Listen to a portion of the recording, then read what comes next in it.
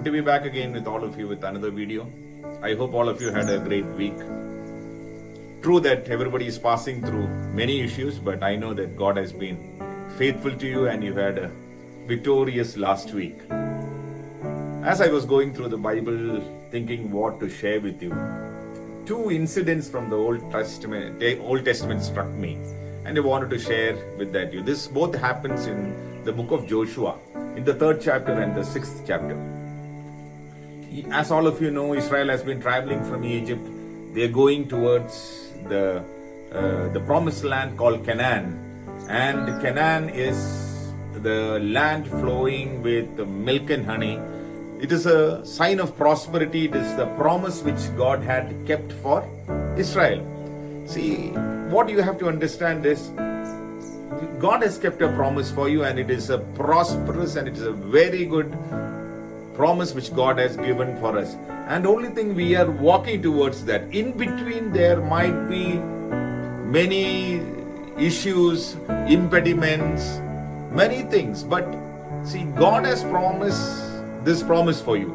So because that is there, whatever in between is in the hands of God, and He is going to open ways for you. See, in the 3rd chapter in Joshua, as I told you, they were almost coming to the end of the journey. They have two major issues in front of them. One was they had a river Jordan to cross. This river Jordan, when you learn, it is a very fast flowing river, and crossing is a very difficult option unless you have a bridge, and it was not possible. Nothing was happening. So in the 3rd chapter, you see Joshua going to the presence of God and asking what to do. Then God tells him, I'll tell you what to do. I want the people who carry the ark. Ark is actually basically a box or containing all the holy items of Israel, which I am not going into detail. Anyway, so that was something which God asked them to do. You take this and step into the water, and the water is going to divide. See, listening to impossible things and obeying the impossible is the way that God is going to open doors for you. And they do that, and you see that Jordan is divided into two, and approximately 20 lakh people cross. They are walking towards their promise. Once they are walking towards their promise, again, one more thing.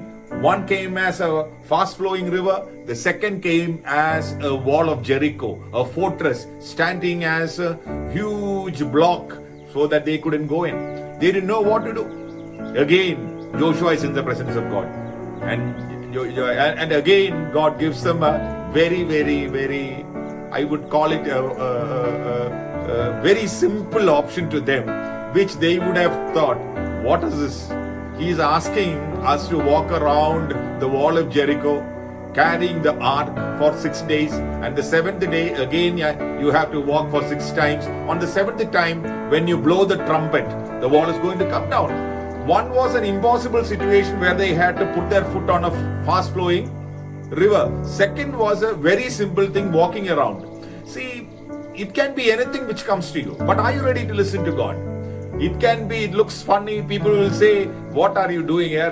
When you have to work hard, when you have to find new ways, you are praying. I'm telling you, prayer is always the best weapon and the best answer. And he prays, and history says the wall of Jericho fell down, and they are almost close to the promise.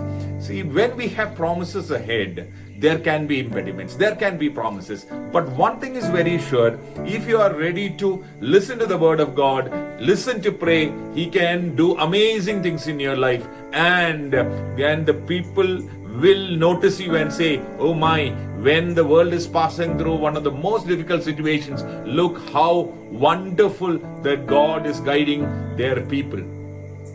Let it be anything here. If you look at the world, you cannot go forward. You look at the paper, you look at the media, they're talking about economic meltdown. It is going minus growth. It is going this, loss of jobs. Everything is happening. The pandemic is blowing, and there is no end to this. But as the word says, if you are in the presence of God, in the midst of this, you will be a victorious Lord, and God will guide you in a wonderful way.